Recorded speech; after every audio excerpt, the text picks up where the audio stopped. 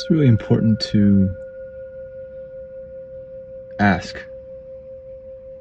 if you're a spiritual seeker, what are you looking for?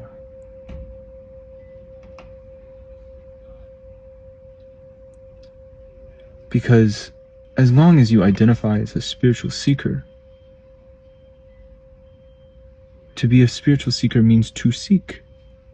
That is the active verb that this identification is always doing. The mind, the self, the mind, which is the throne of the self, the ego, has identified with the personality of being a seeker. So therefore, the seeker must seek. But what happens if the seeker finds what it thinks it's looking for? There's no more seeker. Now, do you think that the seeker really wants to vanish? Do you think that the mind will really let that happen? Do you think that this throne that the seeker sits on, this cushy royal throne, do you think it wants to let that go? The very nature of seeking an identification as a self is in the verb of constantly becoming.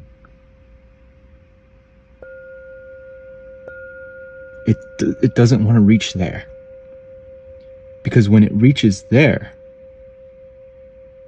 it's going to cease to exist. And what are you then?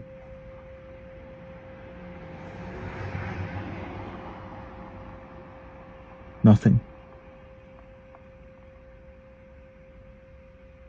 So it takes a great deal of courage and honesty to really get real. Are you ready for ultimate fulfillment?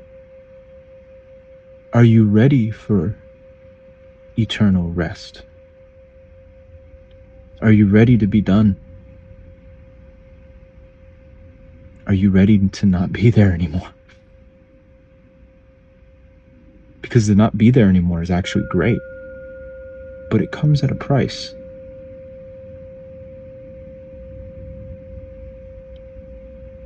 And that price is a death, a disappearance, and a cessation of this verb of constantly craving, needing, and desiring to become. There's a trade-off, a sacrifice, if you will, for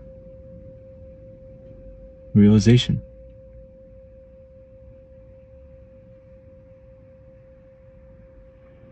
Because you realize how much energy went into seeking, how much energy went into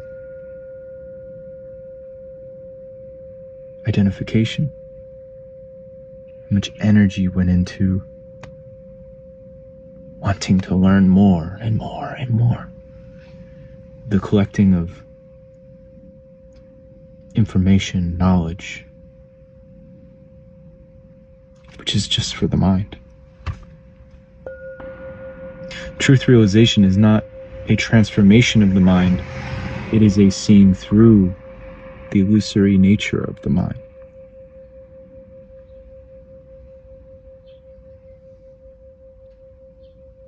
So are you ready to be disillusioned? That's the real question. And the truth is, if it's your karmic destiny, you'll continue to be on your search for as long as that's destined to happen. But for those that are at that point of really ready to hear what's being said, you'll know what I'm talking about. Because to constantly become is to suffer. To constantly seek is to suffer. To constantly search and yearn and crave and not find. And to be knocked around by life in the mind over and over and over again. And to achieve and then to lose and then to become ecstatically happy and getting everything that we desire, and then for it to slip through your fingers and to become depressed and angry and sad again.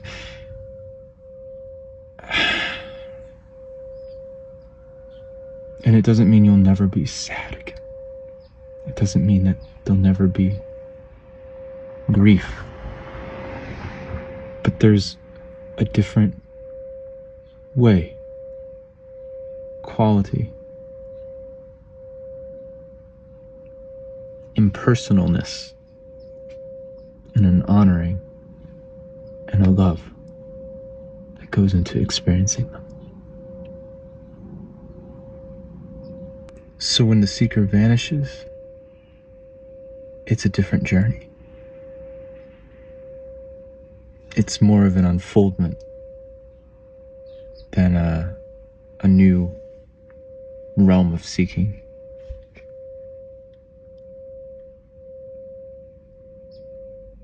Your consciousness starts to evolve, expand, deepen.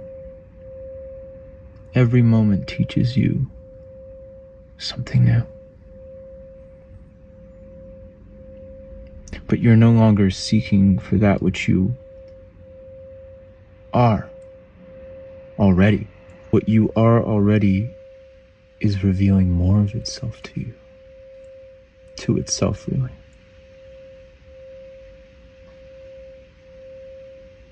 But there is a final peace.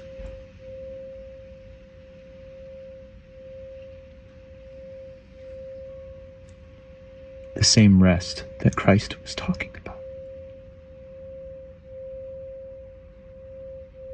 And the realized being wishes this rest, this peace, this equanimity, this sanity to the world. Because the world breaks your heart. Because you have a choice.